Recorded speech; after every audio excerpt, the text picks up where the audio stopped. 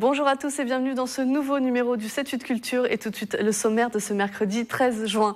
Des têtes d'affiche, des découvertes pour sa saison 2018-2019. Le Prisme vise une culture pour tous. C'est aussi la première saison entièrement programmée par la ville d'Élancourt. Certains artistes ont à peine 4 ans. À la ferme du Mousseau, l'école d'art plastique expose les œuvres de ses élèves. Une réflexion sur la métamorphose. Et des grands formats pour ne rien rater d'un paysage, d'un lieu ou d'un instant. Les 16 et 17 juin prochains, le festival panoramique revient à Villepreux. 3 lieux d'exposition permettront d'admirer les clichés. Pour débuter ce magazine Culture, on prend la direction du Prisme à Élancourt. La salle de spectacle nous révèle sa programmation au choix du rire, du jazz ou encore du théâtre. Patrick Jacques de Dixmuth pour les images. 44 rendez-vous du 12 octobre au 24 mai. Le Prisme d'Élancourt propose une culture pour tous pour sa nouvelle saison. Allons voir sa programmation.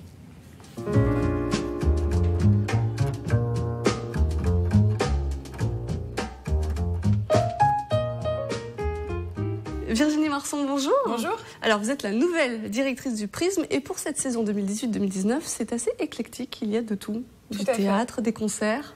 Dans la continuité du travail réalisé au Prisme depuis des années, on est sur une programmation qui propose à la fois du théâtre, de la musique, de la danse, pour toutes les tranches d'âge et tous les publics. La culture pour tous. Tout à fait. C'est de toute façon le credo de cette nouvelle programmation et puis plus largement le projet aussi tel qu'il a été imaginé dès le départ. On est dans cette continuité de travail. Alors chez vous, la saison débute le 12 octobre et c'est un duo qui monte. Oui. Elles reviennent d'une tournée de 2 ans à l'international. IBI, ce sont 2 sœurs à la musique très métissée. Oui, IBI, 2 sœurs jumelles, puisqu'IBI signifie également jumelles.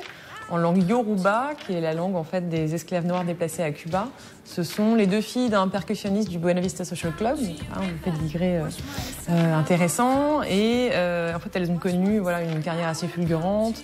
Premier album en 2015, une tournée mondiale, des parrainages comme Prince.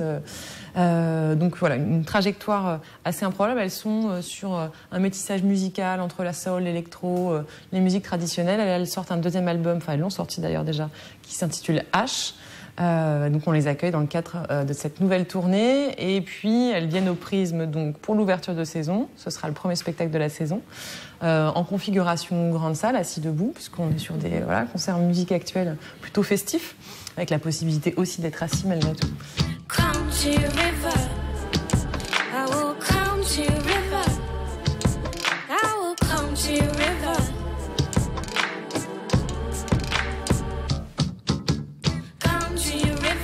Wash my soul. I will come to your river.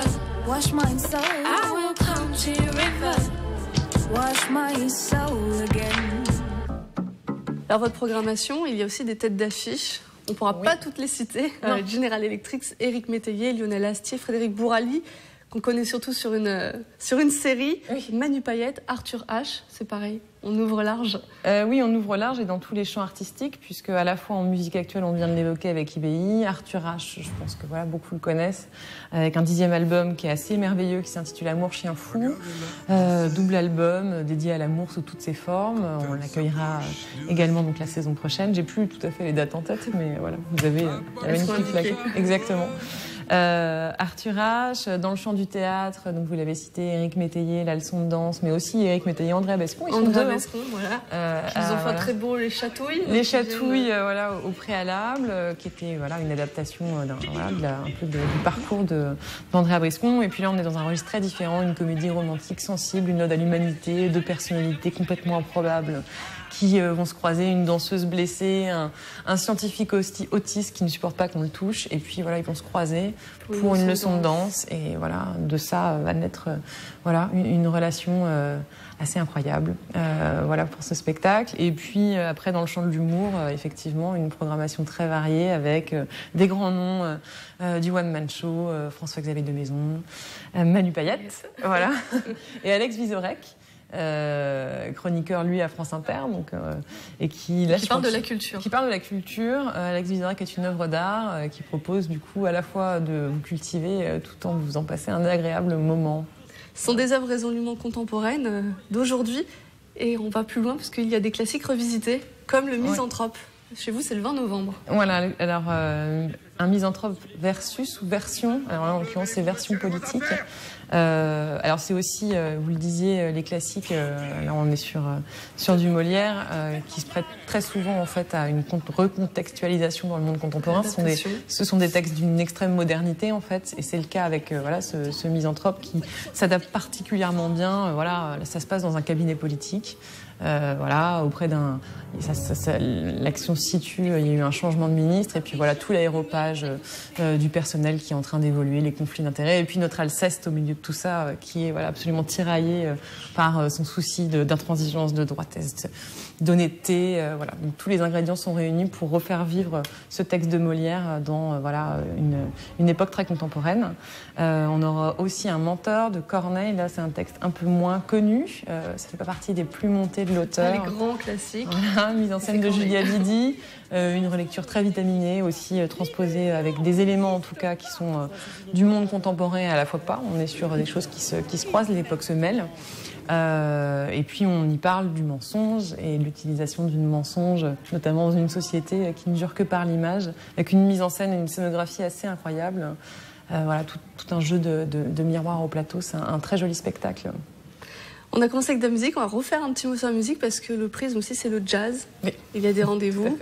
C'est pas oublié, les happy hours et les piano bars. Alors, toujours le petit instant aussi avant les spectacles. Il y a effectivement un très grand nombre de rendez-vous dédiés au jazz sous toutes ses formes, toutes ses couleurs, parce que ça fait partie des esthétiques musicales qui sont extrêmement ouvertes sur différents courants.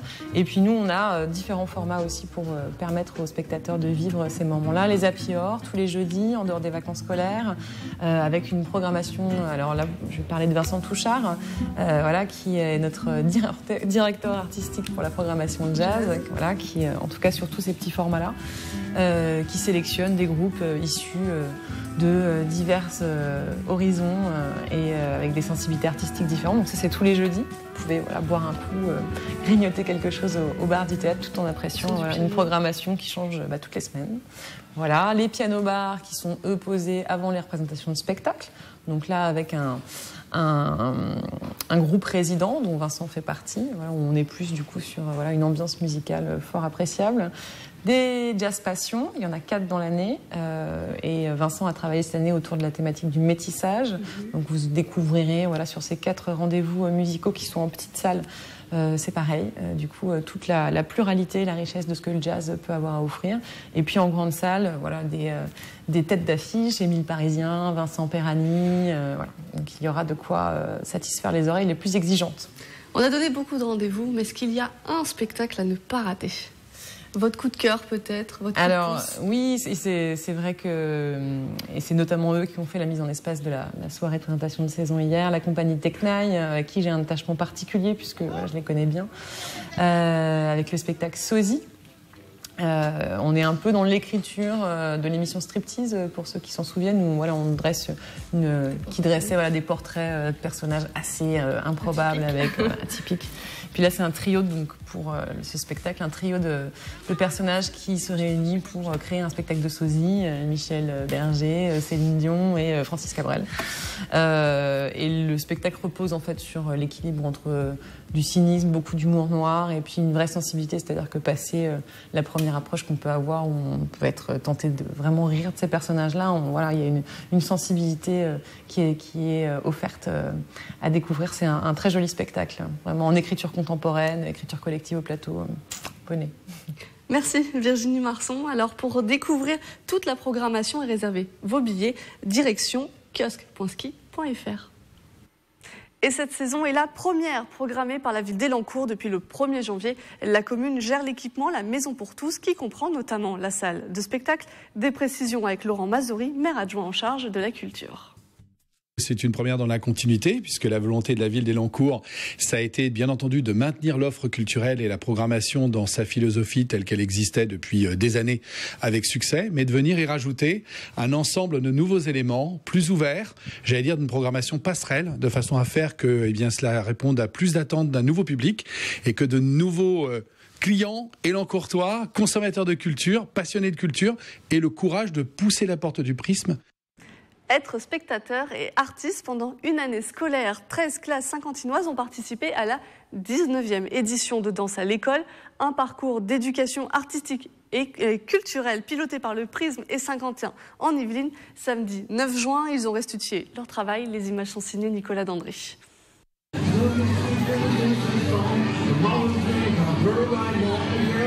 150 enfants réunis sur le parvis du Prisme et un flash mob pour lancer les festivités. Ils montrent au public le travail de toute une année scolaire dans Danse à l'école. Il y a plusieurs classes sur l'agglo où il y a des artistes qui viennent dans les classes et qui proposent une sensibilisation à la danse contemporaine. On leur apprend à être libre, émancipé, à avoir le regard critique et à être capable d'inventer. C'est un projet en direction des jeunes du territoire de Saint-Quentin, porté par l'agglomération de Saint-Quentin en Yvelines, pendant lequel des jeunes gens, on va dire, de la grande section de maternelle au lycée, découvrent le plaisir de partager la danse avec les autres, dans leur classe, c'est très important, avec des danseurs professionnels. Que la tête bouge. Jusque-là. On s'arrête ? Une jambe. 8 artistes danseurs ont été sollicités cette année. Danse à l'école leur fait découvrir le rôle de spectateur, mais aussi d'artiste grâce à des ateliers. On vient de faire une danse pour s'étirer, s'entraîner et un peu relax comme ça et tu te sens bien dans ta peau. On a fait des groupes, après on se rencontrait et on faisait des danses. Est-ce que tu peux apprendre des nouveaux mouvements? Tu peux connaître des nouvelles personnes, des danseuses et des danseurs. Cette année, 13 classes et 380 élèves ont participé à cette 19e édition. Qu'est-ce que la métamorphose, le fil rouge de l'exposition annuelle des élèves de l'école municipale d'art plastique d'Elancourt? Cette année, 150 élèves ont choisi une œuvre à présenter. Elles sont toutes rassemblées à la ferme du Mousseau.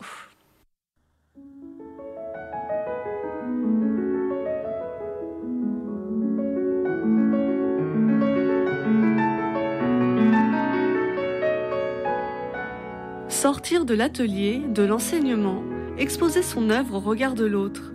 Avec Graines d'artistes, les élèves de l'école municipale d'art plastique présentent une création réalisée au cours de l'année. Globalement, le travail qu'ils choisissent, c'est un travail quand même que eux estiment assez abouti. Et justement, cette question de l'aboutissement, c'est quelque chose qu'on travaille aussi avec les élèves, que les enseignants travaillent avec les élèves. C'est-à-dire, c'est aussi le regard, apprendre à l'élève à regarder son travail. Sculpture, peinture, dessin et art plastique, plus de 150 œuvres autour d'un même thème, celui de la métamorphose. Une transformation de matière, d'objets, d'époque, pour tromper l'œil du spectateur. L'idée avec ce fil rouge de la métamorphose, c'est de proposer un cadre d'action qui leur permette de s'exprimer sur la notion de transformation. Évidemment, la métamorphose en art plastique, c'est assez courant. C'est quelque chose qu'on pratique de manière assez naturelle puisqu'on est déjà dans la transformation de la matière. La métamorphose, elle est d'une part dans l'intention de l'artiste, dans l'intention de celui qui pratique, mais elle peut être aussi dans le regard de celui qui voit le travail. Graines d'artistes est comme une rétrospective de l'année écoulée, un premier pas sous les projecteurs pour ces artistes dont les plus jeunes ont seulement 4 ans. Ils seront près de 300 sur scène. Ces Saint-Quentinois forment le cœur des enfants des écoles de Saint-Quentin en Yvelines. Ils vont vous emmener en voyage à travers les siècles et les pays pour vous parler d'opéra. La création est signée Pierre Calmelet. Le projet est porté par l'association de promotion de la musique classique. Un mot avec Hervé Farge, le président de la PMSQ. Le but, c'est que chaque enfant aille le plus haut possible de ce qu'il est capable de faire et ensuite de le faire ensemble entre les enfants de Trappes, là pour cette année, Trappes, La Verrière, Elancourt, Montigny. C'est-à-dire qu'il est important qu'ils soient ensemble. C'est un côté lien social. On a choisi les plus grands airs des grands opéras. C'est quelque chose de fou. Et vous verrez, au moment du spectacle, ils sont capables de le faire. On continue ce magazine avec notre invité, Gilles Fay, bonjour. Bonjour. Alors vous êtes le responsable communication du Villepreux Images Pixel et les 16 et 17 juin prochains, vous proposez un festival autour de la photographie panoramique. Voilà, donc ce week-end, en fait, c'est le 3e festival de la photo panoramique à Villepreux, puisque le premier festival a eu lieu en 2014, ensuite en 2016, on le fait tous les 2 ans, c'est une grosse organisation.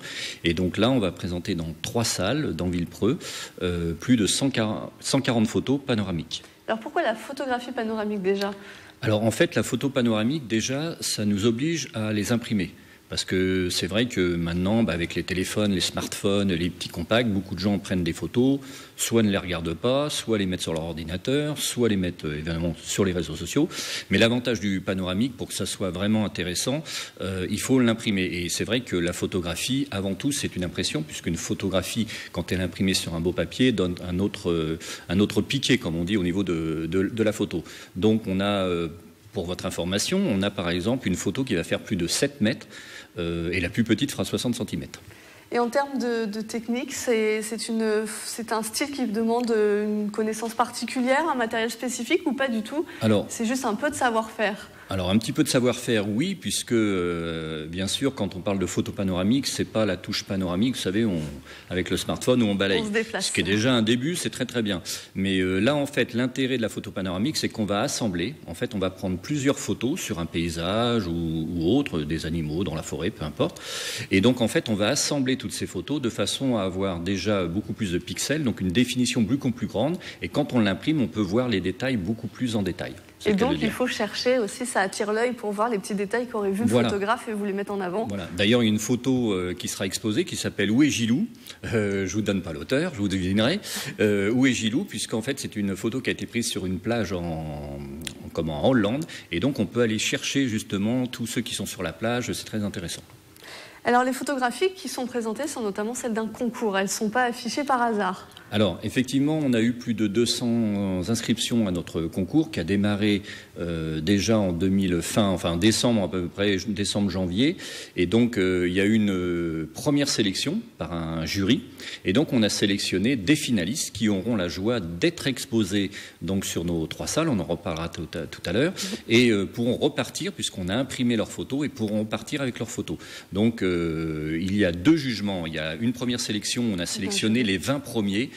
Donc il y a environ 60 photos, un petit peu moins de 60 photos, puisqu'il y a plusieurs catégories. Il y a une catégorie nature, une catégorie libre pour les adultes, et on a une catégorie jeune. Oui, c'est justement, ça s'adresse à tout le monde, la photographie. Ça s'adresse à tout le monde. Quand on parlait de technique, en fait, si on est un petit peu aidé, on peut facilement faire de la photo panoramique. Et donc, il faut savoir qu'un des gagnants du vote du public, puisqu'il y avait un vote des internautes, est un enfant de 6 ans et demi. Il s'appelle Timothée, donc d'ailleurs, je le félicite. Et donc, il va exposer sa photo ce week-end, les 16 et 17 juin. Et ce jeune Timothée, peut-être vous avez pu échanger avec lui. Il a fait comment? Il a été aidé par sa famille ou il a déjà des compétences techniques, l'appareil numérique, l'ordinateur peut-être pour faire tout ça?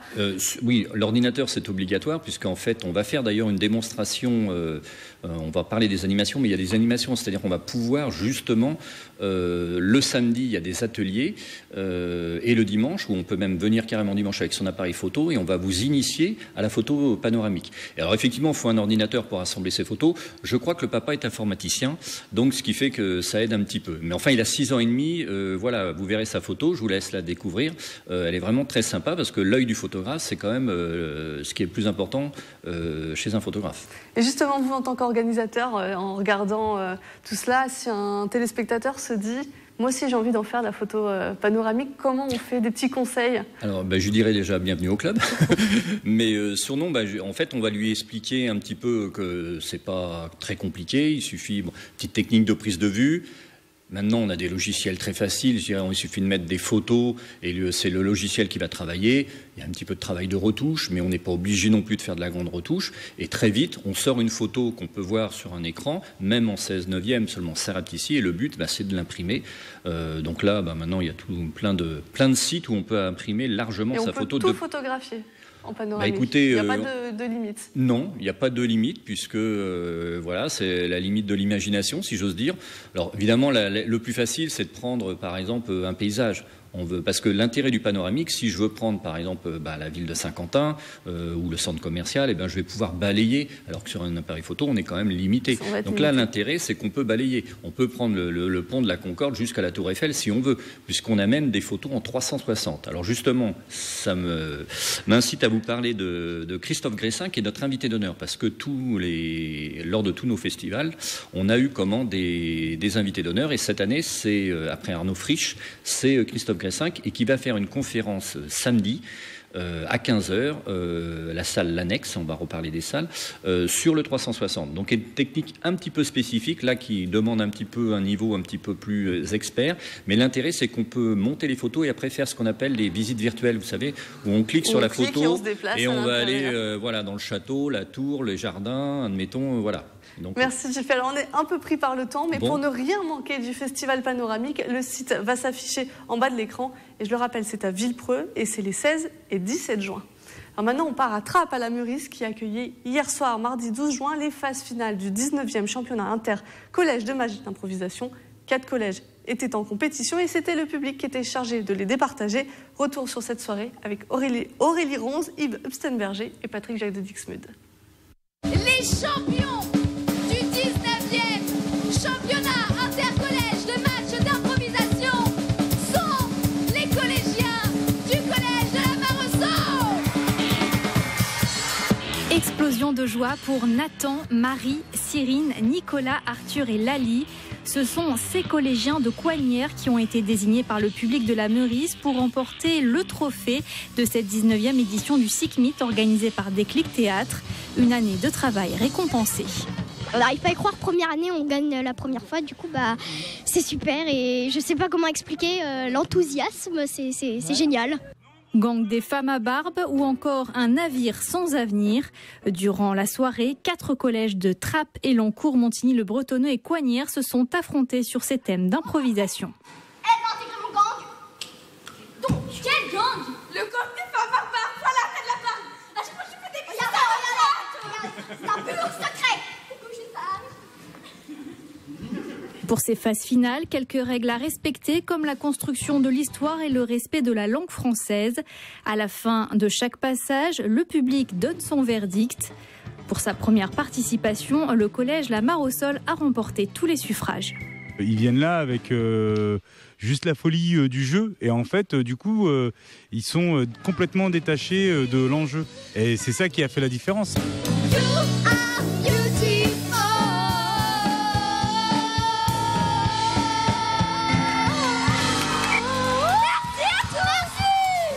On a une grosse énergie véritablement dans les collèges et ça c'est vraiment très très intéressant. Et au-delà de cette énergie, il y a de la créativité, de l'imaginaire. Cette année, le championnat intercollège d'improvisation théâtrale a réuni 15 établissements de Saint-Quentin en Yvelines. Une participation record qui pourrait bien augmenter pour la prochaine édition.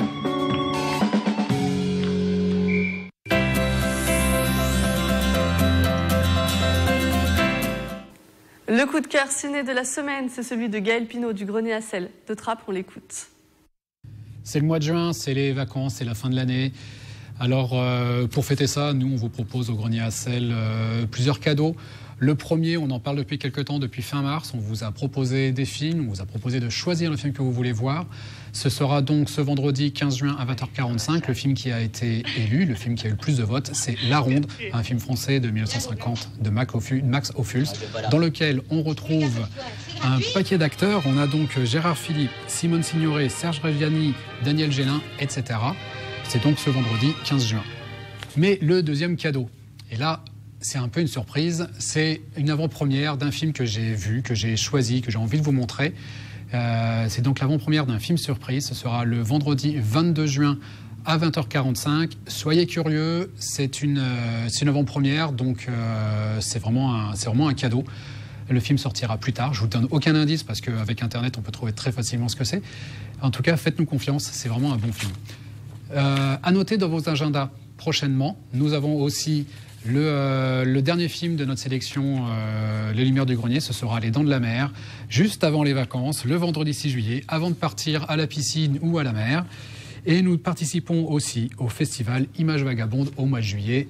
On vous en dira plus un peu plus tard. À bientôt. Et justement, Images Vagabondes, à partir du 16 juin, c'est la 7e édition de ce festival. Et il débute notamment par une avant-première au Ciné-7 d'Elancourt. La réalisatrice Léa Freudeval présentera son long-métrage Les Affamés avec une certaine Louane Emra. On regarde un extrait de la bande-annonce. Quant à elle, son emploi du moment ne les permettait pas vraiment de mettre ses compétences à profit. Ils ont une capacité de concentration proche du chaton. Bah moi aujourd'hui je me bouge et je trouve un taf. Qui veut mon cacolac? C'est à ce moment-là que j'ai compris. Les jeunes, c'est pas juste une catégorie d'âge, c'est une classe sociale. On nous demande tout sans rien nous donner en échange. On quémande pour récurer des chiottes, pour faire des fichiers Excel jusqu'à pas d'heure. On mérite mieux, non? Faut qu'on entre en guerre. On va créer une liste des choses qu'on n'acceptera plus. Comme une charte? Exactement. Notre objectif, attaquer le système de l'intérieur. C'est la fin de ce 7-8 Culture. Merci de nous avoir suivis. On se retrouve mercredi prochain.